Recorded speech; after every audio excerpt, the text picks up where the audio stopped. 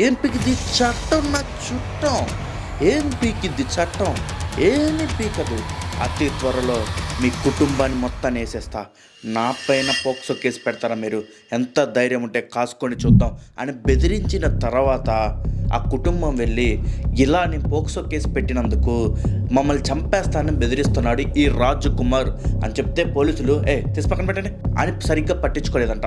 Case book చేసిన తర్వాత కూడా వాడు ఏం స్టేట్మెంట్ ఇచ్చిందంటే ఫ్యామిలీ మెంబర్స్ అందరినీ చంపేస్తాను 2 రోజులలో వారం రోజులలో చంపేస్తాము అని చెప్పేసి వాడు స్టేట్మెంట్ కూడా ఇచ్చిండు. అన్ని తీసుకొచ్చి PS లో మేము కేసు పెట్టినాం. మేము బుక్ చేసి ఆ కేసు పెట్టినప్పటి నుంచి ఆ రిమాండ్కి తీసుకోలే, కనీసం ఎంక్వైరీ చేయలే, వాళ్ళని ఏం చేయలేదు. నిజంగానే కుటుంబాన్ని మొత్తం లేపేశాడు. సరే కుటుంబాన్ని లేపేశాడు, ఏది ఈ బాధితురాల కుటుంబాన్ని, ఎందుకంటే పోక్సో కేసు పెట్టిందని చెప్పేసి. తర్వాత వాళ్ళ ఇంటికి వెళ్ళి వాళ్ళ 2 పిల్లల్ని వాళ్ళ భార్యను కూడా చంపేశాడు. వాళ్ళ భార్యతో ఒక రోజు ఇలా అన్నాడంట, ఏమని, ఎందుకండి వాళ్ళ భార్య అంటుంది, ఎందుకండి ఇలాంటివి మనకంటే, ఏం పీకిద్ది చట్టం, నా చుట్టం.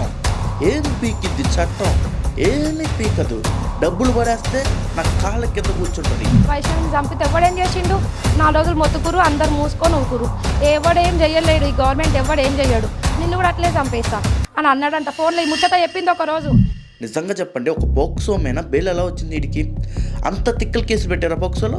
లేకపోతే ఈ పబ్లిక్ ప్రాసిక్యూటరు ఎందుకు అంత తక్కువగా మాట్లాడాడు, తక్కువగా వాదించాడు? డబ్బులు ఏమైనా తీసుకున్నారు వీళ్ళు? పోలీసులు తీసుకున్నారని వాదిస్తున్నారు, సస్పెండ్ కూడా చేశారు. కానీ ఇక్కడ విషయం ఏంటి, ఎవరైతే పోక్సో కేసు పెట్టిన బాధితురాలు ఉందో ఆ అమ్మాయిని రేప్ చేసి మళ్ళీ చంపేశాడు. అదే ఒక అగ్రకుల అమ్మాయి కనుక ఇలాంటివి జరిగితే తర్వాత రోజు ఎన్కౌంటర్ అవుతాడు కదా. వీడి తల మీద ఇప్పుడు 2 లక్షల రివార్డు ఉంది. మరి 2 గంటల 6 చంపిన ఈ సైకో వాడిని ఏం చేయాలి? కింద కామెంట్ బాక్స్లో కామెంట్ చేయండి.